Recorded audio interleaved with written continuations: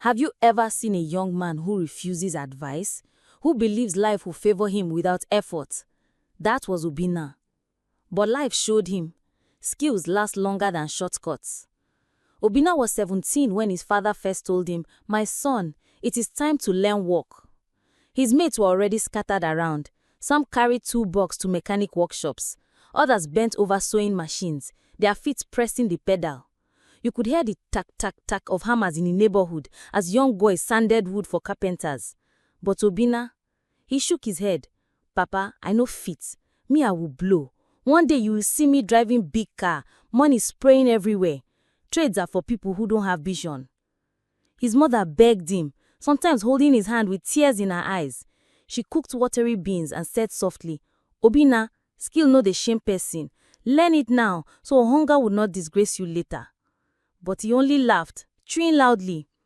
At night, lying on the raffia mat, Obinna dreamt of sharp suits, perfume smell, the sound of car horns as he cruised past his mates. In his chest, a fire burnt. He would never bend down to saw wood or learn tailoring.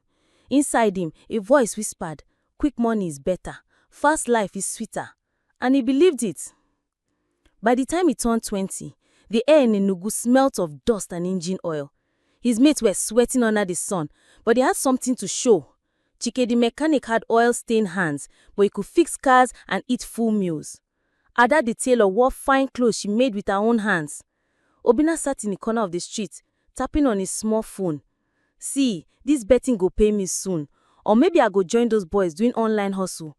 One move and I go hammer." He felt strong when he said it. His friends would laugh, shake their heads and return to their work. But when hunger gripped his stomach and he had to drink garri without sugar, the bitterness in his throat was sharper than pepper. One day his father entered, voice rough like gravel. "Obinna, your mates are bringing money home. Do you want shame to finish me?" But Obinna's chest tightened. He spat back. "Papa, leave me. Stop disturbing me. I will not waste my life carrying hammer like a poor man." That night, while the harmattan wind blew through the cracked windows, Obinna's heart beat fast. He told himself again, "They will soon see. My shine is coming." Rain fell heavy one evening. Obinna came home drenched, his shirt sticking to his thin chest. His stomach was empty, his pocket lighter than smoke. He saw his father sitting on the wooden stool, coughing hard. His mother's wrapper was faded, her face drawn with worry. The kerosene lamp flickered, making the room smell of smoke. "Obinna," his father said weakly, "before I die, hear me. Learn a trade. A man without skill is like a bird without wings." Something inside Obinna twisted, but his pride was louder. He snapped, "Papa, stop this talk. One big deal and all of you will bow before me." That was the last conversation he had with his father. Weeks later, his father's cough silenced forever. At the burial, while his mates came dressed neat, greeting his mother and dropping small contributions, Obinna stood there, empty-handed. His chest burned with shame. The sound of spades hitting the coffin echoed in his ears like thunder.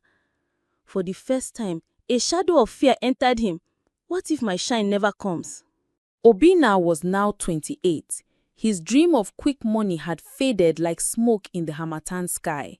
His hair was rough, his slippers broken, his face lean.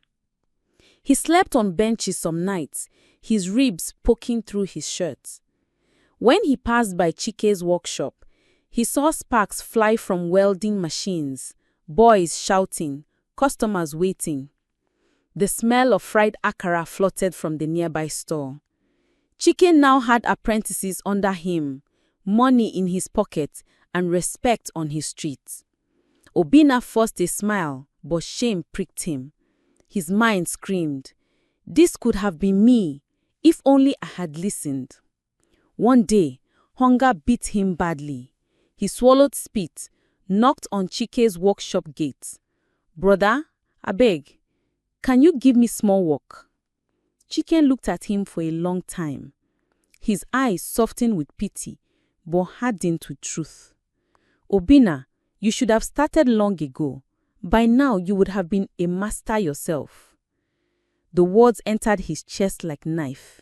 He turned away, tears hot on his cheeks, and walked into the night, his stomach empty, his future lost. Now people point at Obinna in the market. Mothers whisper to their sons, "Look at him. That's what happens when you refuse to learn work." He drifts through life wearing torn clothes, his hands shaking from hunger. He watches Ada drive past in her second-hand car. Emeka, once the smallest among them, now runs a small shop and sends money home. Even his younger cousins, who humble themselves to learn trade, now live better. Everywhere Obinna goes, his own words haunt him. "I will blow. I will not waste my life with hammer and nails." But life has already answered him. Quick money was a lie. Hard work lasts. Skills give a man wings. Obinna sits on a bench staring at the dusty road. Children's laughter in the background. Akara smell in the air. His heart is heavy with regret, and the story of his wasted life becomes a warning in his village. If you refuse to learn a skill, hunger will teach you in a harder way. The day came when Obinna had nothing left, not even garri. His mother's words echoed in his mind, "Skill no dey shame person." He walked to Chike's workshop again. His head was bowed low, his voice broken. "Chike, abeg, don't chase me, even if it is sweeping this place. Let me start." The workshop was filled with the smell of oil and iron dust, hammers beating like drums. Boys half his age were apprentices, sweating but smiling, their hands black with grease. For a long moment, Chike said nothing. Then he sighed. "Obinna, pride nearly killed you. But if you are ready, truly ready, no work dey shame man. Come back tomorrow. You will start as apprentice, like the small boys." Obinna's heart sank. At 28, starting from the bottom felt like shame written across his forehead. But hunger had already broken him. He whispered, "Thank you." That night, he lay on a mat in a small corner of the workshop, the smell of machine oil thick in the air. But for the first time in years, he slept with hope. The road was long. His back ached, his hands blistered, and younger apprentices mocked him. Some whispered, "See as old man they start afresh." But Obinna swallowed his pride. Each day he bent over engines, learning slowly. He listened more than he spoke. When his stomach groaned, he remembered his wasted years and pressed on. Months passed. His hands grew strong, steady. His eyes sharpened. The same man who once mocked work now fixed cars with confidence. Customers began to ask for that tall apprentice who no dey give up.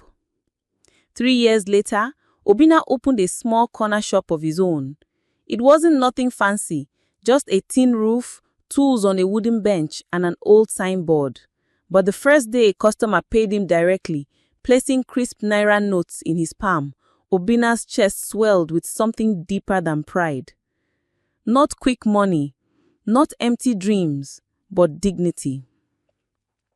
One evening, as the sun dipped and the smell of roasted corn filled the air, a group of boys passed by, boasting of shark runs. Obinna shook his head and smiled bitterly. He whispered to himself, "Skill no dey shame man. Pride almost killed me, but work gave me back my life." And that became his testimony, shared in hushed tones, told by mothers to sons, and whispered at night by fathers to stubborn boys.